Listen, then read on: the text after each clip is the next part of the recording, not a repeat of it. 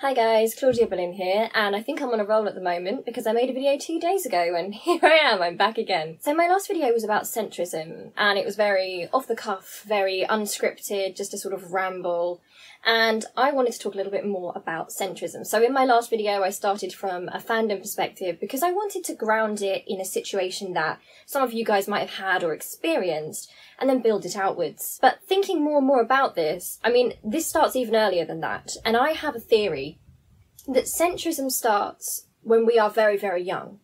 And I think it is something that is taught by society. So bear with me, that might sound like a weird thing to say. Also, something to bear in mind with my videos is that I'm not a politics student, so I don't know terminology or anything like that. I obviously have an interest in politics, but on a human level. So on a human level, a psychological level, a sociological level. I don't really know the political terminology and that kind of thing. I'm finding it so helpful with my last video. Some of you guys who are much more with it when it comes to politics and political terminology, you were giving me some names to these phenomena that I'd been seeing and thinking about, and it's incredibly helpful, so thank you so much for that. And if I mention something that has a proper name within politics or within psychology or sociology, then please let me know, because I find that so interesting. But here is my bold claim, and it is that we teach centrism to children as the neutral point. And that is the reason why society is the way it is. And I also think, I'm going to say it, I think it's the reason why society has gone so wrong. So many societies have gone wrong in the past. Obviously, I would blame fascists for fascism. They are the fascists. But I think what we see in society is that what bystanders do when faced with fascism, there will always be fascists, unfortunately, is the difference between fascism taking root or fascism disappearing and becoming irrelevant and just bigotry, basically acknowledged bigotry. And I think this goes as far back as school. So I'm going to use some examples that most of us will probably have experienced, and that's how I'm going to contextualise my point of view here and try and put this across. So from a very, very young age, I know that lots of parents teach their kids, don't get involved. So that's like the mantra, don't get involved. Something goes down at school, don't get involved. And obviously in terms of like a fight, I can understand that. It makes sense in terms of you don't want your kids to get into trouble, you don't want them to get in with the wrong crowd, you don't want them to get into fights. The problem is you see it very on, for example, when there's bullying at school. So you may have a child that is bullied by a group of bullies, and then you will have all the kids in the middle. So what gives the bullies the power to affect that child? Because so often we blame the victim in society anyway. We say they should be stronger, why don't they stand up? But we never really think about the fact that it would be easier for them to stand up and be stronger, and maybe it wouldn't have such an impact on them if the others around them supported them as they should.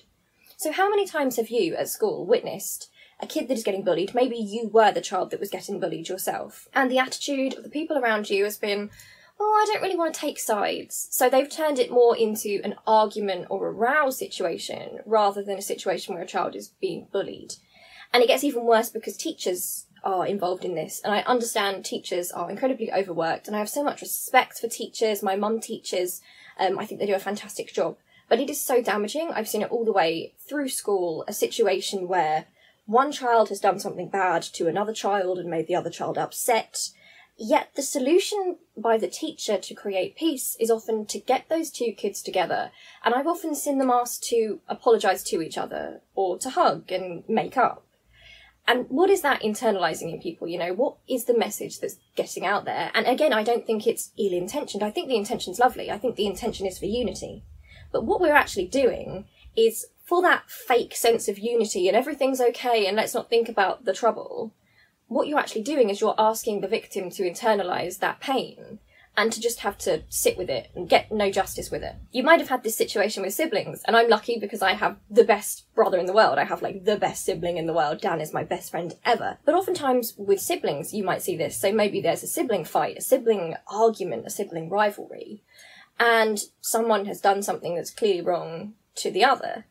And the parent thinks, oh, I don't want to take sides between my children, so I'll just get them to just make up. Like, you two have to make up or there'll be consequences, that sort of thing. Now, obviously, if it's like a silly row that can just be fixed, you know, just a silly childish thing, then of course that is the right thing to do.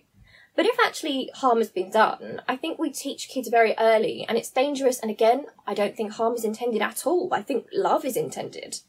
We teach kids very early on that it's peace at any consequence, you know? Just so long as things seem to be alright, it doesn't matter that a wrong was done. To me, I think it's more healthy if a parent or a teacher were to listen to the context of what's happened, and maybe instead of just try and blanket it with, oh, let's just have unity, let's just have peace, forgive each other, if instead they went into it more empathetically, and they said, well, how did this make you feel to the kid that's been hurt or bullied, and maybe put that to the bully, or put that to the person who's done wrong, and say, look, this is how that's made them feel. Think about how that would make you feel. And then maybe you should apologise for that. You know, it's extremely rare. And I know that schools say that they have a zero tolerance for bullying. Mine said that, but it was a joke because we were seeing bullying happen all the time. There was a particular boy in our class that constantly got bullied all the time. I got bullied for a while at school as well. Thankfully didn't last particularly long. Only lasted for like a year. But I think the most harmful thing in that situation, if you've been in that situation yourself, the actual most harmful part is not actually the bully. It's not the actual cruelty, because people are cruel. And in some ways, you know, you can almost pity a bully. And I don't mean that to excuse them, because they are the perpetrator. But what hurts more, like on an emotional level, taking away like the justice of it, like what hurts more is other good people, your friends, deciding not to take a side in that situation. And they're not bad people, but it's because they've been taught that to not get involved, to be nice, is more important than to be just and to stand up for people. And you also see this. This is why when political figures come forward and say something which is considered, you know, controversial anyway, you see there's a sort of panic in it. Because it's like, oh, don't rock the boat, everything's got to be fine, everything's got to be fine. But it's a very surface level fine because it's so easily ruffled. You know, if things really were fine, there wouldn't be this panic at the top whenever someone, you know, pokes their head up and says, I see an injustice and I want to talk about it. If we really did have this unity and this justice in the first place, there wouldn't be the panic when these people put their heads up and spoke. You know, when they put their heads over the parapet and said something, you know, it would be easy to just say to them, well, that's not right because, and then counter it. But because we have this frantic idea of like having to demonize the person that brings up the problem, treating them like they are the problem, while you strip out the context of any situation. So for example, let's look at Jeremy Corbyn in our country. So Jeremy Corbyn has been referred to as a terrorist, a danger, radical left, like really far left, and somebody that's this dangerous figure to our democracy. Because he's a socialist. So coming forward and saying, look, I see a problem in the system we have right now. I personally believe there's an alternative, and this is the alternative I'm putting forward. You see there's this panic from people who want to shut him down. So, but there's two sorts of people involved in this. So you have the people who have a vested interest in capitalism and their wealth and inequality, you know, because they benefit from it. You can understand why they might want to push someone with ideas like that down. That, you can understand that. But it's the centre that lets it happen. Because you have the centre that thinks, oh, because someone's rocked the boat a bit, therefore they must be the villain. And I do believe this is taught in childhood. I do believe it comes from messages in society, messages from parenting, messaging from teachers and in schools. And I see a lot of people saying things like, oh, I'm a nice person, and they value themselves based on being a nice person. But I don't think that that is a good value to have, because often what that means, if you say I'm a nice person, being nice isn't always necessarily being good.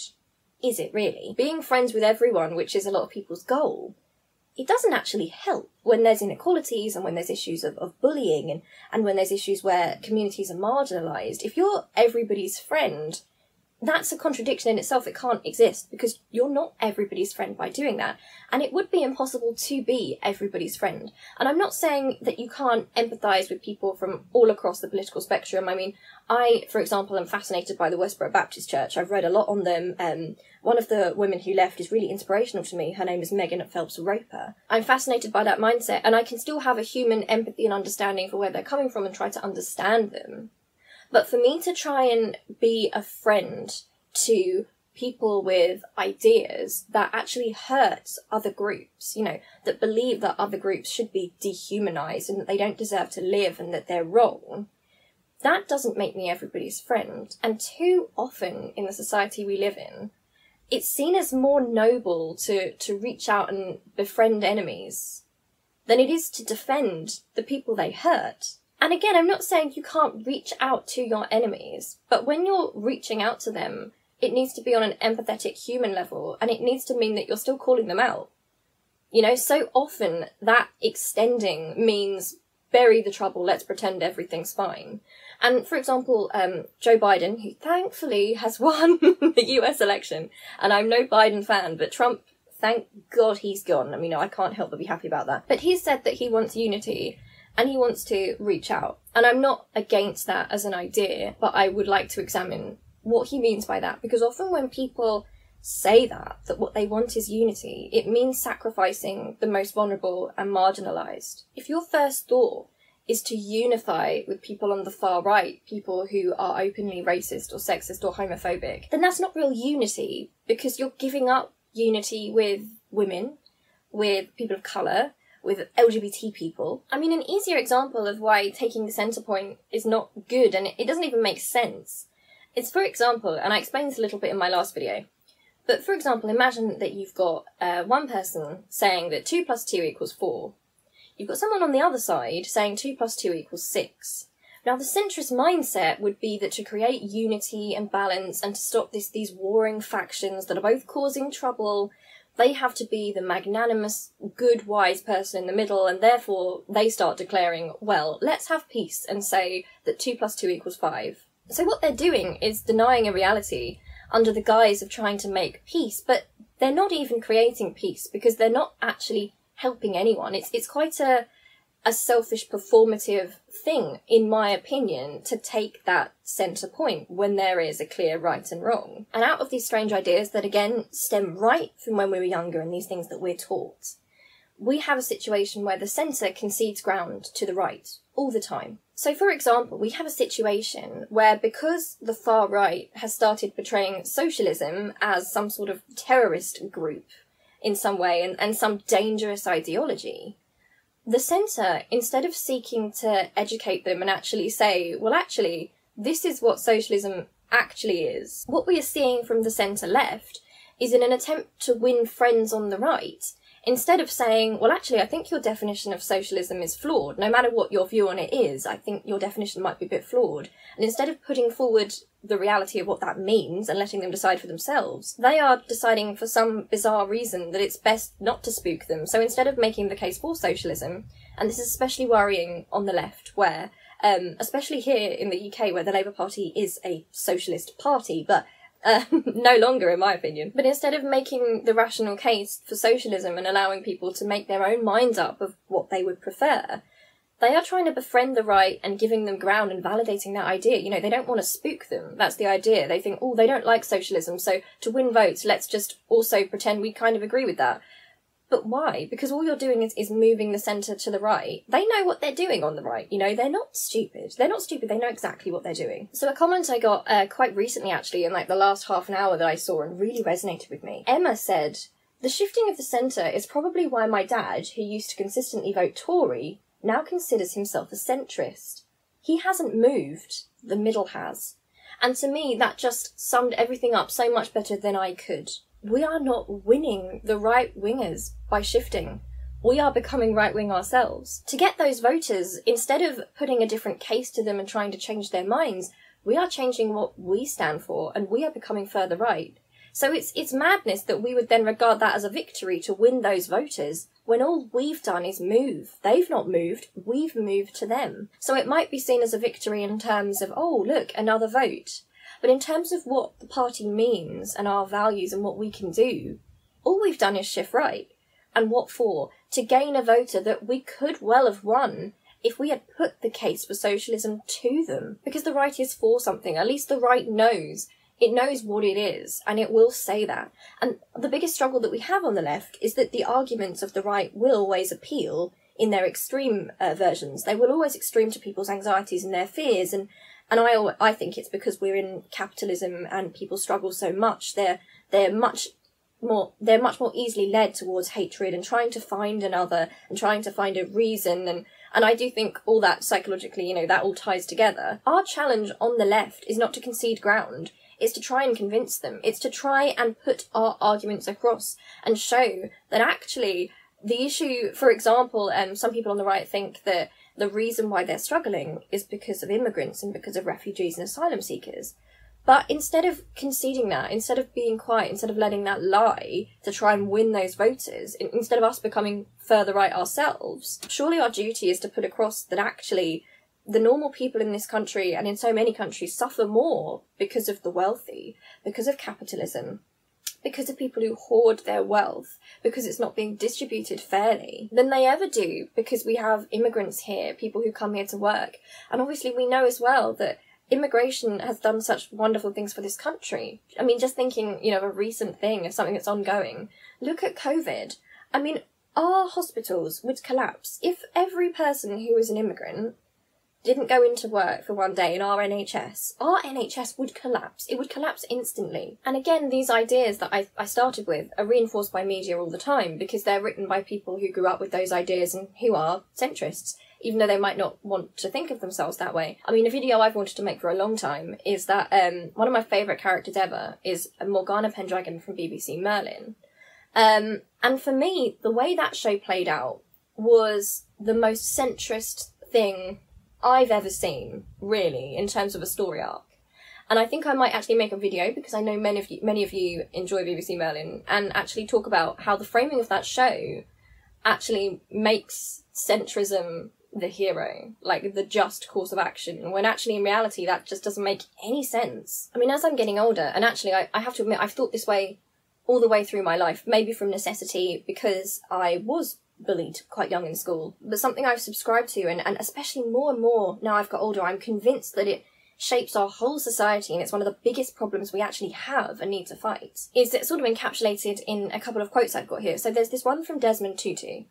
So Desmond Tutu says, "If you are neutral in situations of injustice, you have chosen the side of the oppressor. If an elephant has its foot on the tail of a mouse, and you say that you are neutral, the mouse will not appreciate your neutrality." And the other quote that I wanted to read to you is by the wonderful Martin Luther King Jr.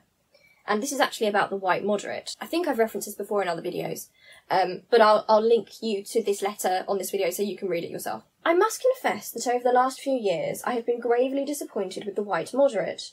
I have almost reached the regrettable conclusion that the Negro's great stumbling block in the stride towards freedom is not the white citizens' councillor or the Ku Klux Klanner, but the white moderate, who is more devoted to order than to justice, who prefers a negative peace, which is the absence of tension, to a positive peace, which is the presence of justice, who constantly says, 'I agree with you in the goal you seek, but I can't agree with your methods of direct action,' who paternalistically feels he can set the timetable for another man's freedom, who lives by the myth of time, and who constantly advises the Negro to wait until a more convenient season. Shallow understanding from people of goodwill is more frustrating than absolute misunderstanding from people of ill will.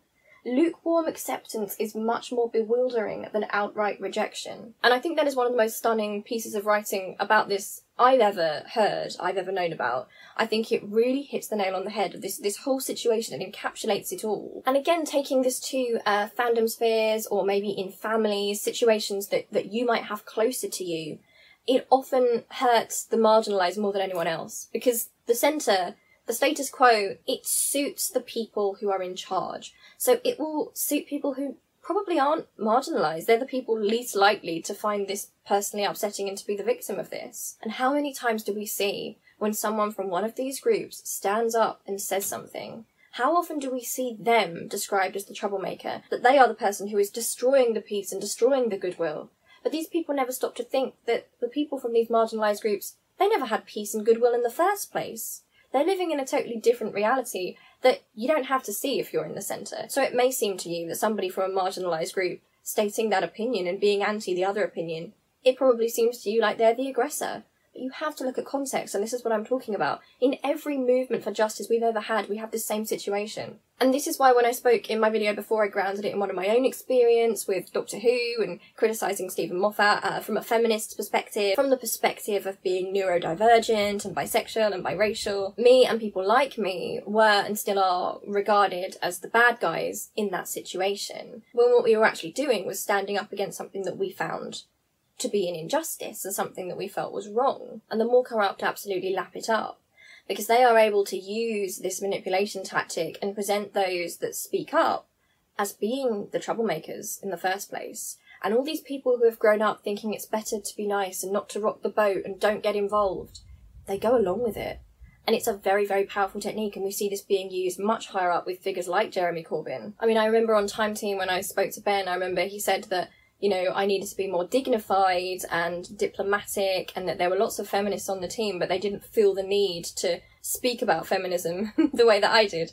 And that's often the reaction that people have, you know. Speaking out against those things suddenly makes you're the troublemaker. You're undignified, you're disturbing the peace, and there's this panic, you know? And I do think in some ways it comes from bad people, but in some ways it comes from people who are good and have just internalized this way of thinking. That's why, for example, with Black Lives Matter, you have people saying, oh, these protesters, they're unruly, they're undignified, why can't they just be polite in their criticism? When they are literally protesting because black people are being killed because of institutionalised racism and police brutality. You cannot win while the centre reigns. You cannot win, because the centre, even the good ones, will always be manipulated by those who are slightly more right, or those who want to set a certain agenda. They will always get rid of those people, and they will use the centre to do it. And until those people in the centre understand how they're being used, we can't get anywhere. We're kind of trapped. I remember on Time Team, and I still have some friends that were on the team,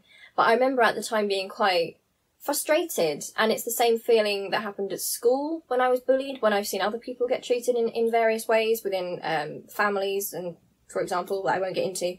It is extremely frustrating that the solution that so many people seem to have in these situations is, well, everything will be okay if you just keep quiet.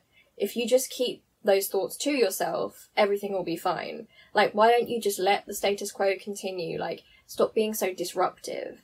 But because it's this central view, they don't consider that the norm that we are in, that's disruptive to those who are marginalised. That isn't peaceful for us. That's not a neutral position for us. And again, it was really frustrating on the team that I didn't really get the support from other people on the team, especially those that I was friends with. But it's the same old that you just get used to. You know, you see it in politics. You see it on that smaller scale in school. People are not bad people, but they're conditioned to think that the one who says something, the person who speaks it, you know, if you say something like that, you are disrupting the status quo, and that's not a nice thing to do. That's not a positive thing to do. And I've spoken again about positivity, haven't I, in fandoms and things like that. To me, it's a more positive move always to try and make things better and more fair for the marginalised and the oppressed, and to try and make things accessible and to try and make things more diverse. Positivity to me is not accepting something that to me is unjust and that needs to change and accepting it, and that's positivity. Like, that's not positivity. That's only positivity for people who the world already suits. You know, if you're already comfortable with the world, then it's very easy for you to be positive because the world doesn't hurt you in that way. It's really not right to tell other people who aren't in that same privileged situation that they need to be positive and just let things go and, you know, don't rock the boat, because their existence is so different, and that centrist point of view denies that. I've just moved out of the light, by the way, it got way too bright. But until we get rid of this centrist mindset, until we start really analysing this, we're not going to get anywhere. And I truly feel quite depressed by this, because I feel like what's holding us back is centrism. It's not actually the fascism, because there are always enough people to defeat the fascists. And there are always enough of us, if we put the case across, I believe, to defeat that fascism. I do believe that. But if we have a centre that concedes to the right, and concedes to the right, and concedes to the right, and keeps slipping further and further away from what the left is, even if they get in, the world has been dragged further to the right, and then the next generation has an even mightier task of pushing it left, and even pushing it back to the spot they were in before. You know, even getting it back to that spot is then seen as radical. And when I bring personal experience into this, so talking about school, I'm talking about my particular experience on Time Team, which I speak about because it's something you guys knew about and were excited for me about, and it's something that kind of ended up a bit disappointing. The reason I talk about fandom and those sort of spheres is that you can see this mindset everywhere. You know, it gets us from when we are young. So what I'm trying to do by saying that is, I think some people with my last video as well, I had a response saying, you're trying to equate, like, for example, people who like Stephen Moffat with fascism. My friends, that's not what I mean to do at all. I have nothing against anyone who likes his stuff, and I completely support you in liking that and doing criticisms against my criticisms, and that's fine. The issue and the reason I brought it up is because it's a current fandom thing where we have the Not My Doctors, and then we have the Moffat haters. One group, which was primarily made up of people from marginalised groups, criticising sexism they perceived, that we perceived to be in the writing. Maybe we were wrong, we might be wrong, it's just our opinion. But fighting against a perceived injustice. And then a group that's literally fighting against the fact that there's a woman as the Doctor and political correctness gone mad. And oh no, there's some sort of left-wing diversity agenda. What I'm trying to say when I use that as my example is not that I'm right. I'm not even trying to say I'm right. Obviously I think I'm right because it's my opinion and we mostly think our opinions are right and I stand by that. I'm not saying I'm right. What I'm trying to say is that it's wrong for the central point to be that those two groups were the same. And that's why I linked it to those bigger issues that I expanded to, because that's the phenomenon I'm talking about. We see it on a huge scale with fascism and Antifa. You know, the people who are against fascism, their hatred is for fascism, okay? So yes, you could say that they're negative, but I'd say that's also a positive. Hating fascism is a positive, you know? And then you've got the fascists who literally hate democracy and diversity and want to hurt people, and they think certain people aren't as good as other people and shouldn't be in society. They're different sorts of hatred, you know? It's not that any negative emotion, any form of hatred, any form of criticism is wrong. The context is so important. And the reason I bring in these personal things, the reason I bring in what it's like at school growing up and the messages you might get from parenting, is that I think it grows from there. And I think that if we truly look at life and we look at situations in life, we will see this everywhere, on every level of life, in every sphere. And this, for me, is the biggest hurdle that we currently face in modern politics and in the modern world. And I don't know how to fix it. I don't know what we can do, especially because the message is now, if you are somebody who doesn't support the centre-left candidates, you are therefore pro-right, because isn't it better to have a centre-left person in than a right-winger? And I agree to the extent that, for example, if I was in America, I would have voted for Biden, because Trump needs to go. But it's got to a point now where people who have their issues with Biden, who criticise Biden, are being told, you're too far left, oh, you must be with the right, you must be with the Republicans, you must be with Trump. You're actually a danger to us on the left. So the centre is now positioning itself as the left, and actual left-wingers are being told that they are now supporting the right because they want to criticise the left. Anyway, I know this is probably not as articulate as I hoped it would be. I'm slowly sinking backwards because it's so bright in here. I'm right in front of my window. I hope you enjoyed this. I love you loads. I'd love to hear your comments in the comments box. And yeah, I'll see you soon. Love you loads. Okay, bye.